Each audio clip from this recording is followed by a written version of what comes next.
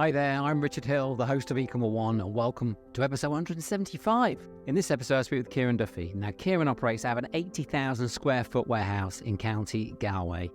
Now, that's a serious warehouse. And he's built a fantastic business in what I think is the majority of our listeners have bought. In an industry that I think you've all bought something from, and that is racking and all things shelving, pick and pack, all those things that a very well organised warehouse needs. And Ciaran pretty much supplies, all around the world, thousands of orders on a monthly basis. Now, Ciaran dives into the pros and cons of using third-party logistics. And then we drill into sort of the challenges around the global supply chain right now and how companies can improve their performance by planning. Ciaran's advice on configuring your own warehouse and what's working with Ciaran's own tech stack and marketing stack. And of course, so much more in this one.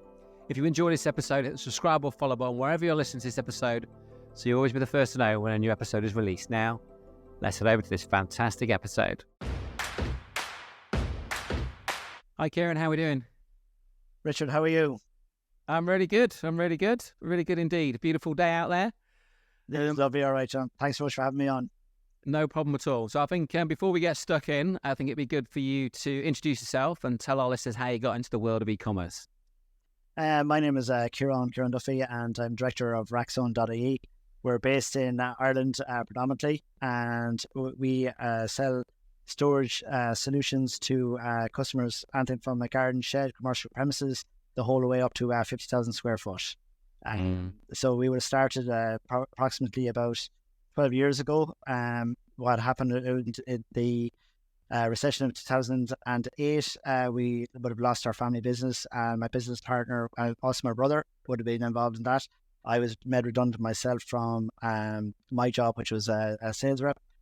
So with that, we went into business together, and we started initially selling appliances actually, and we were getting we were doing that for about 2 years, and the Olympic Games came up in the summer of 2012, and at the end of it all that, they were selling off everything, and one of the particular things they were selling off was shelving. So we bought a 40-foot load of shelving, and actually bought a 40-foot load of bottled water as well. Did you? The shelving sold a bit better than the bottled water, so we kind of continued on from that. And we just got suppliers on from there, and we just built out the business to what it is now. We started off at the time to 1,000 square foot, went to 5,000 square foot, to 12,500 square foot, and we're in 8,000 square foot premises now. Wow, that's a journey, isn't it? I love those stories from that initial sort of, I guess, a bit of a punt in a way, obviously, buying that stock from the Olympics or that excess stock from Olympics, and it just happened to be racking then. It could have been something else maybe, but it happened to be the racking and the pallets racking and warehousing, and then I was like, hang on a minute, I guess you did quite well out of that 40-foot containers worth. It worked out. It was just something that sold. It was something very simple, and the great thing about it actually as well was that it was something we could sell online as well.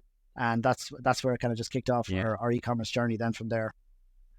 Yeah, that's interesting. So obviously scaling from, getting that initial idea, getting that initial stock, which happened to be racking, then getting your first premises, and then building that to what is now, 80,000 square feet. For those that are trying to visualize that, when you think of it like an RAF hangar, that I know there's quite a lot of those in the county that I'm in. They're normally about 40 to 50,000 square feet, and they are massive. So 80,000 square feet, I'm sure most of our listeners will understand that's a huge undertaking and commitment. And obviously you built that over, is it like 12, 14, 2008? So I guess 14 plus years, 15 years. Well, it would have been 2012 actually. It was January 2013 because it was after the Olympic Games, which was 2012. So it was January 2013 that we kind of kicked off from there. Yeah, so many things spinning around my head. I think I know all the listeners will relate to obviously having that warehouse, having that first warehouse, buying maybe those first 2 bays off eBay for their garage maybe, or a couple of different types of racking for their bedroom even, and then they go for the bedroom to the garage, and they get 3 or 4 bays, and then they move to their first 1,000 square feet maybe and get 5 or 10 bays depending on the size and the height and all that jazz. And then they progress. It's almost like a rite of passage of running an e-commerce store, that sort of racking, spending money on racking. It's quite exciting. I do remember we had a quick chat before we hit record, didn't we? And I remember buying racking back in the day, and that's exactly what I did. The sort of bright orange bays, very strong, sturdy steel is sort of one option. Obviously now, as I know a lot of clients, there's a whole range of options out there. The industry's changed an awful lot. What would you say about that sort of keeping up with trends in the industry? How have you managed to do that over the years? Yeah, you have to keep an eye out for what's coming on, and automation is obviously something that it's becoming very big now. And when you go to any logistics show now, automation is becoming more and more part of the story. And there is a very big cost element to automation as well. But with labor shortages out there as well, people are moving towards it as well. Yeah, I think that use of that sort of robotics to be able to obviously pick and pack X amount of orders in. So I remember going to I won't say the name, but going to a warehouse of a very large company, very well known computer component. And that's probably about 8 years ago. And there wasn't that many people in the warehouse then. That's going back. So obviously things have moved on massively. So to be able to automate, I guess you need certain types of racking, do you? To be able, or it helps if you've got certain sort of configurations. Yeah, when it comes to automation, it's probably down to the SKU output that company has as well. So there's different, you can have mobile racking, complete automation, like where the product comes to the person from the warehouse as well, and that could be in pallets or in small component form as well. So there is a wide range out there at the moment. But automation is it's coming in all different. You probably see it as well online as well. It's just coming in so many different areas. And I think, look, it is a great thing because it does create better jobs, from my perspective, anyway. Because it means that with it that you can be more efficient within your own area as well. It can create a lot of jobs where people are moving from picking and packing, for instance, going out to actually managing those systems that do that. Yeah, I think that's the thing, isn't it? Like we're talking about automation, it's a bit like AI, AI in marketing, automation in warehousing. Using the technology, but really embracing it, and they're just really in theory and really in practice, it's sort of redeploying those skilled people into different areas, retraining, and in theory having a better job. Not always, but yeah. So I think there's a few directions we could go on this episode. Obviously, growing from that first container to 80,000 square feet, you must have had quite a lot of milestones and maybe plateaus that you needed to get over. But I think we'll come back to that. I think we'll talk more on sort of logistics, obviously, and that sort of warehousing, racking, etc. side of things, because I think from our listeners' point of view, obviously you're dealing with a lot of you've gone through that journey yourself for your own warehouse, but more so you're supplying probably half the listeners in theory, half the listeners, especially in sort of the I was going to say UK, but obviously you're shipping to I think 32 countries I've got on my notes. No, 32. No, the 32 counties of Ireland. So that's the whole island of Ireland. But we do export as well. It wouldn't be as a huge percentage of our turnover, but UK would be one country we would ship to. Scandinavia, like anyone that's where you can cater to them. It's very easy to ship from Ireland. So a lot of I think the majority of your stuff is next day. How do you sort of manage that, and how do you deliver on that? Well, again, that's where the 80,000 square foot warehouse comes into. It's full of stock. We have it for the customer, so it's all next day delivery. Now, what we do is we push towards technology, and so we have an ERP system, which feeds into our warehouse management. Part of that is warehouse management system. We have same day dispatch, so anybody that orders before 3 p.m. will get their product the following day. We will dispatch it on the same day. But that's all down to investing in systems. So we always say to our clients, like, a warehouse management system is vital. Now, they are a very expensive upfront investment, but it will pay out over the lifetime. Well, it'll pay out within, I'd say, 2 to 3 years, really. Also, with a warehouse management system, scalability is key there too. It can soak up an awful amount of tasks that you could then use for to create efficiencies within the warehouse. Yeah.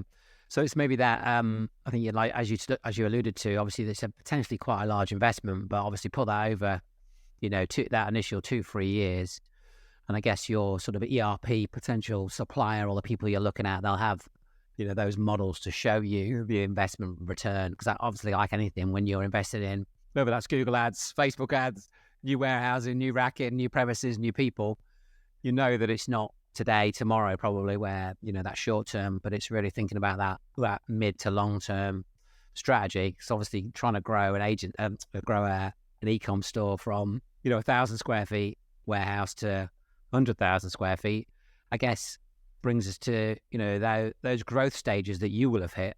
At what point did you start investing, say, into an ERP, or at what point did you move from, certain like warehouse into the next warehouse? Did you sort of find you'd hit a plateau? Do you think, our tech is broken, our tech stack's not working, whether that's, back office, if you like, ERP, and or was it because you couldn't move in the warehouse and you were like, we've got to move? Or I think you hit these plateaus, don't you? Like in any business, you're going to go so far with a management team in place, maybe, or what are some of those lessons you've got there?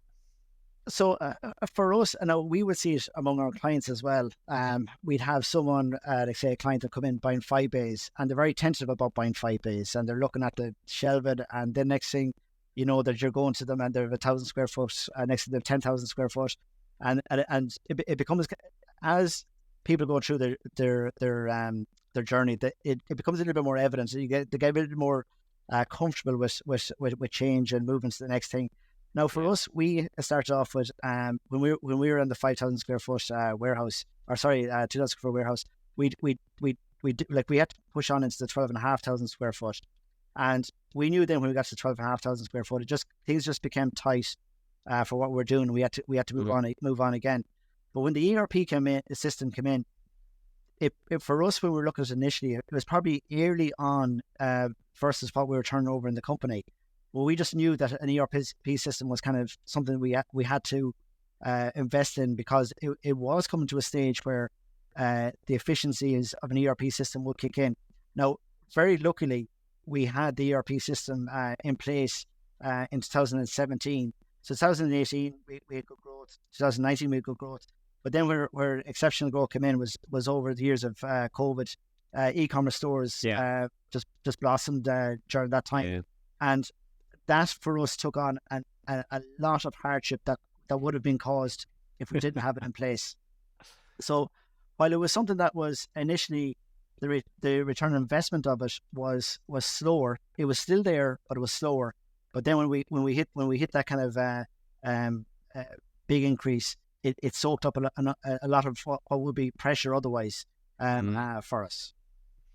Yeah, I can only imagine when COVID hit, obviously majority of e-com stores had a massive uplift, but when you're supplying, predominantly e-com stores, you must have had a huge, some fun weeks, I would imagine, going from, this to this, yeah, some crazy time.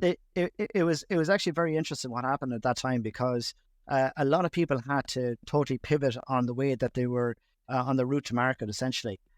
So you might, we had retail shops that closed down half their shop to turn it into a pick and pack area, and from going from a retail shop, that kind of shelving into proper pick and pack shelving are two different things. Yeah. And then they have to change their mindset and what way they're doing things as well, because just say for a retail shop, for instance, if you have someone calling into you, it's a lot different than someone buying online and then you're picking and packing and warehouse.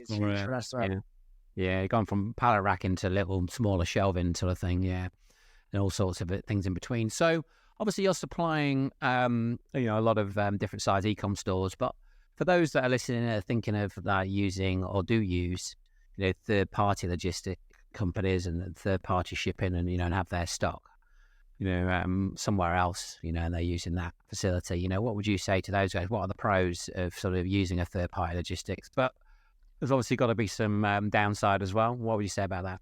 I just wanted to introduce you very quickly to our sponsors, Pricing. Now, Pricing is a competitive price tracking and monitoring software that can dynamically change a product's prices on all sales channels. They work with brands such as Samsung, Sony, Suzuki to increase their online revenue. Now, if you run Google Shopping, which I know a lot of you absolutely do, this software is absolutely key to accelerating profits. One of the reasons I recommend Pricing to my clients is because you can find out your competitors' pricing and stock availability all in one simple to understand dashboard, giving you a huge competitive advantage. Now, if you have any inquiries and questions about this software, or you're ready to get cracking, we have worked out a very, very special deal for our listeners where you can get a free month's trial and then 25% off for the first 3 months. Head to eComOne.com pricing and complete the inquiry form, and we will connect our listeners to the pricing team. Right, let's head straight back to the episode. I think, Richard, first, like when people move to a 3PL, it's probably down to the logistics is probably something that they struggle with, and distribution what they struggle with. If someone has a product, mainly what they're best at is doing sales and marketing of that product, because they know the customer, they probably love the product, and the logistics and the distribution it becomes a little bit different to manage. Yeah. So when they're looking at that, they probably think a 3PL is the wonder child to go to. That's where to be. But again, as you're saying, there is pros and cons to it. Now with a 3PL, generally every movement that happens with a 3PL, if you pay for it. So a pallet arrives, you pay for it. You want to break down that pallet to smaller stock, you pay for it. You want to have it picked in a certain way, you pay for it. And if you want to put into a shiny box or put in extra wrapping into it, you pay for all that, and distribution pays for all that. So all those costs come into play. But of course, a good 3PL will outline all that beforehand. Now, what we would always say to our customers as well is that if you're looking to go through a 3PL, you're better off picking and packing yourself first. So then you know what goes into picking and packing your product, or way you like the product to be picked and packed. And then you can advise your 3PL on that. Yeah. Now, with a 3PL, a good 3PL will be a great asset to your business. A bad 3PL could cause severe brand damage. So you have to be very, very careful on who you pick.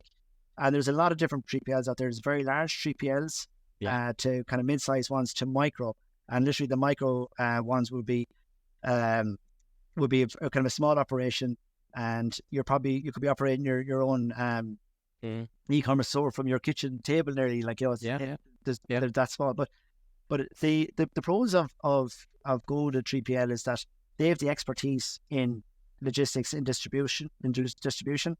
They have the staff that are able to do it. Also for scalability, if you want to scale your business, a 3PL is great because you don't need to invest in that extra warehouse space. You don't have to invest in trying to acquire the shelving or what's best works. The probably biggest headache for you is purchasing the extra stock to get it into the 3PL. Now, the cons, of course, is that you probably are sacrificing margin. More than likely you are, unless your logistics and distribution is kind of badly run or is just something that you can't get a hold of. More likely sacrificing margin on it. And again, the cons are that the 3PL aren't up to delivering what you want to deliver either as well. So you may have a very high standard for what you want done, and they just may not be able to meet it. Yeah. It's quite a lot there. I think, I guess there's a couple of things, isn't it? So it comes down to margin, particularly in the commercial side, but also it's like, do you want to invest in, if you've got to take on another 10,000 square or whatever that number is, that's quite a big number, maybe on the lease and the commercial side of that bigger commitment over so many years. And whereas you can test more so with a 3PL, certain product lines, certain growth stages to make sure you got it right. Whereas if there's then a downturn in the market and you've got 20,000 square feet and a 5-year lease, you've got a problem. I've heard of a story recently from a client as well, and they had a bad experience with a 3PL, in that the 3PL first of all couldn't deliver for them, and so they're contacting customers on the back of it. It caused severe brand damage for them.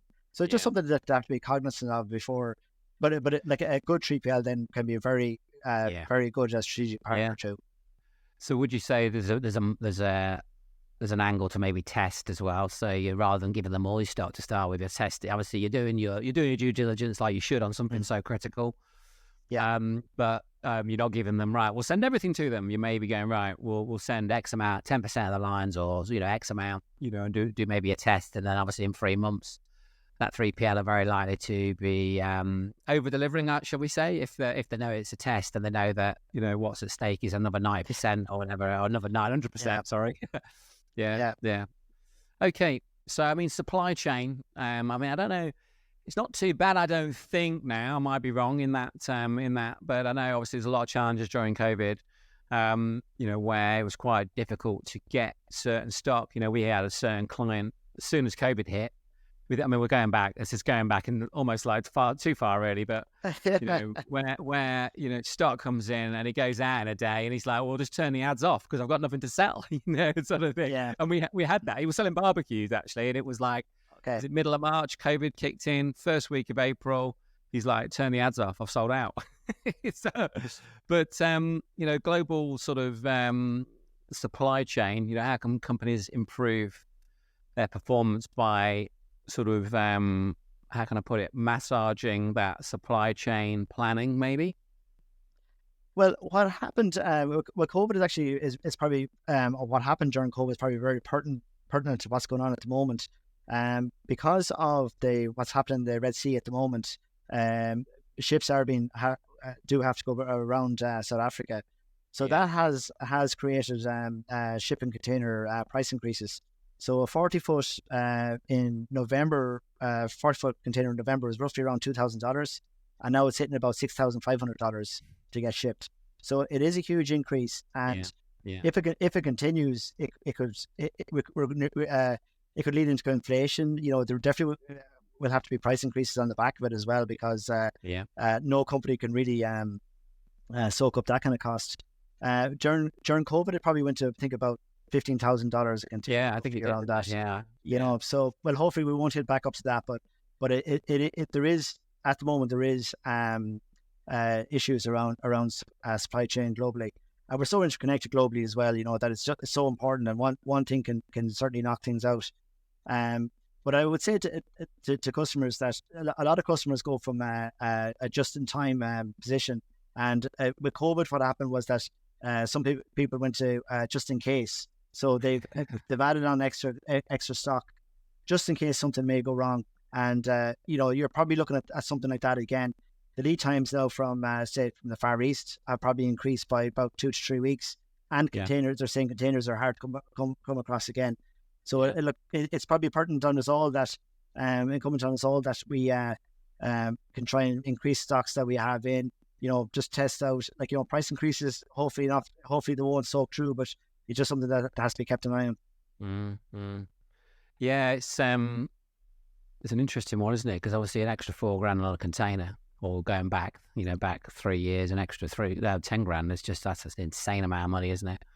And then trying to put that back into the product, or back to get turn that product around and sort of trying to swallow or pass on that $4,000 or whatever it may be. It's a big chunk, isn't it? And planning for that, depending on what your business is, but ultimately wherever your selling's come from somewhere, hasn't it?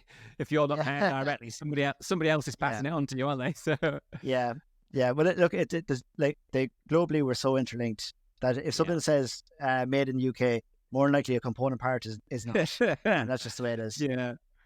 I guess with that, I just see opportunity where if you're a bit more what's the word, maybe a bit ballsy with your planning and a bit more aggressive, and takes me back to when I was selling computers, and a lot of our stuff was driven by the dollar rate at the time, and this is going back way back where it was 2 to 1. If anybody can remember that's listed, probably not, but 2 to 1. The dollar was like this all the time, up and down, and you call too right, and then there'll be big increases.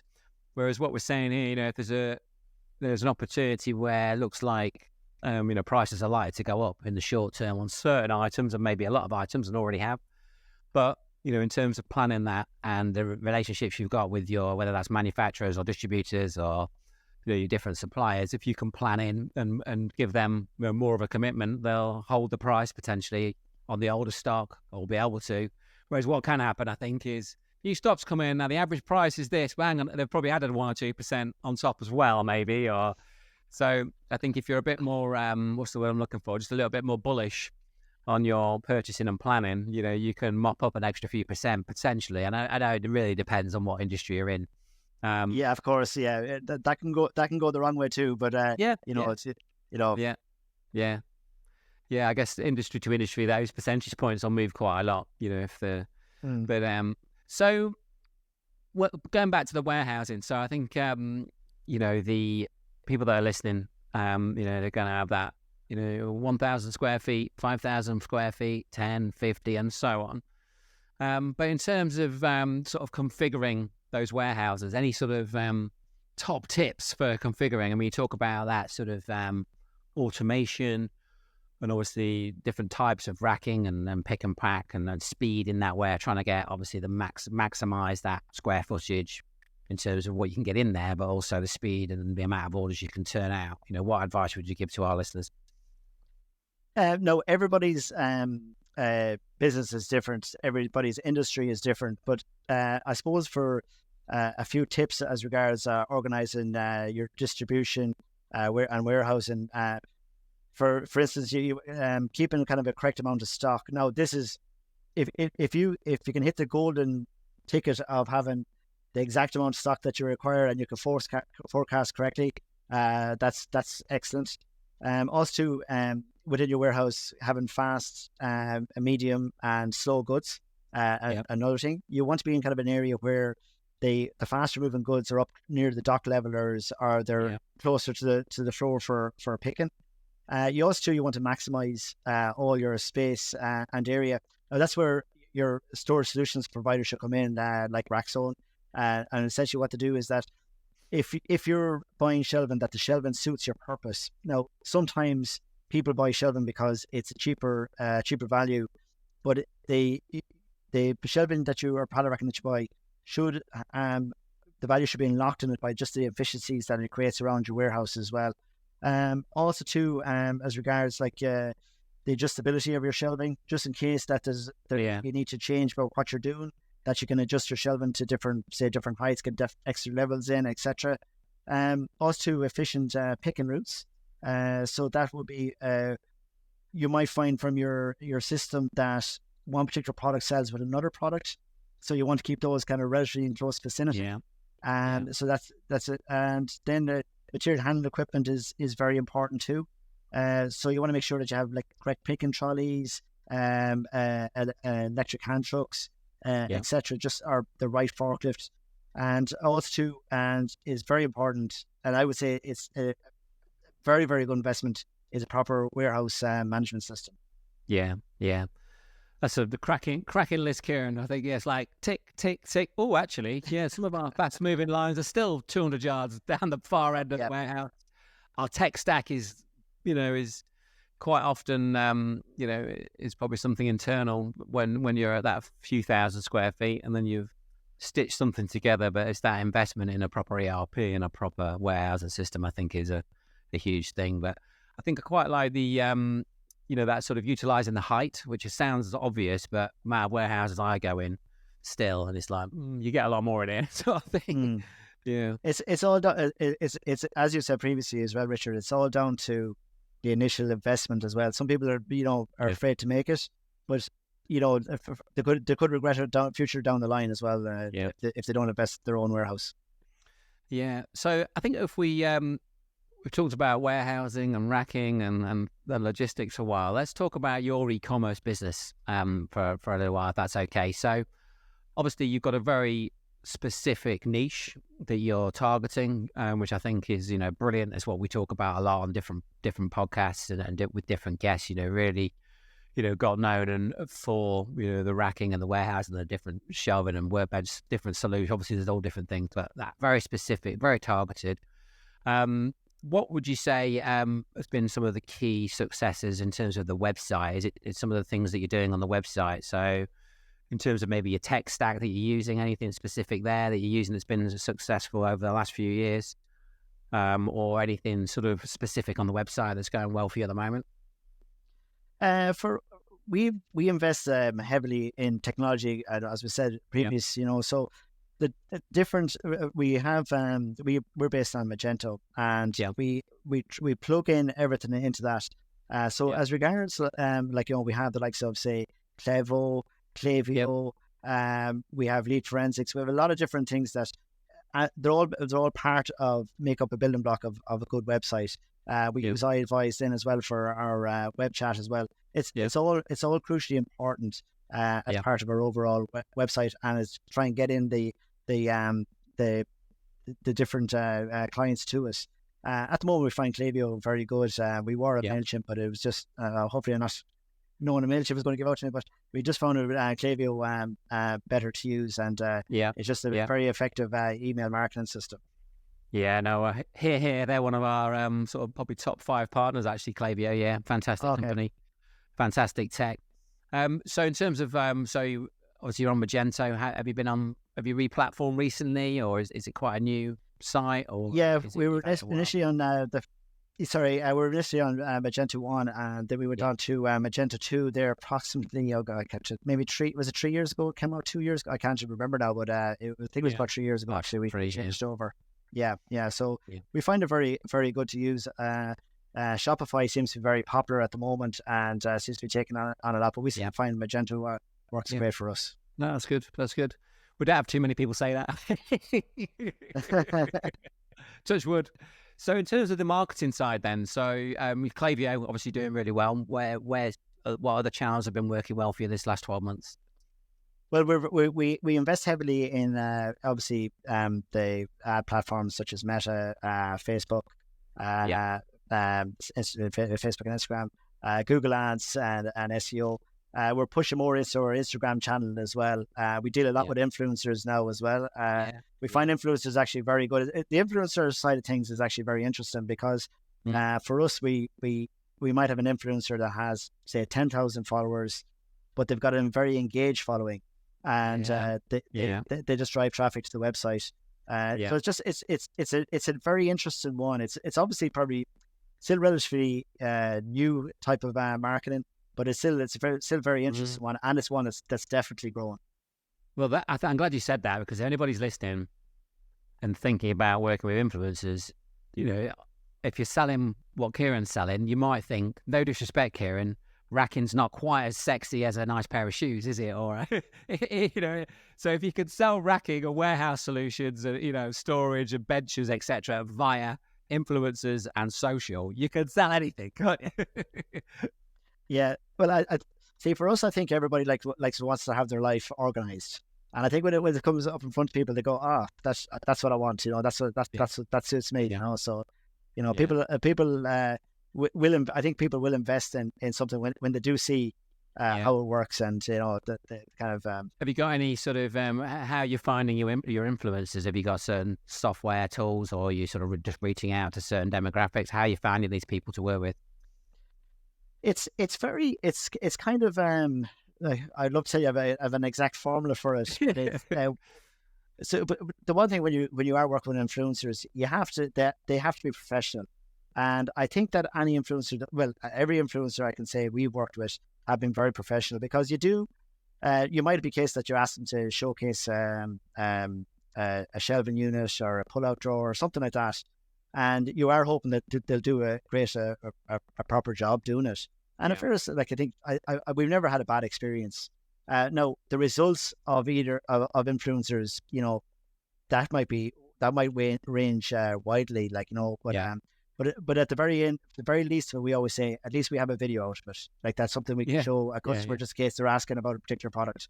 But some influencers do have that kind of niche market that their audience are engaged, and the audience have a high level of trust on what they're saying. Yeah. And then look, you can have other influencers and they could have 50, 60,000 followers, and the engagement, for our products just might not be there.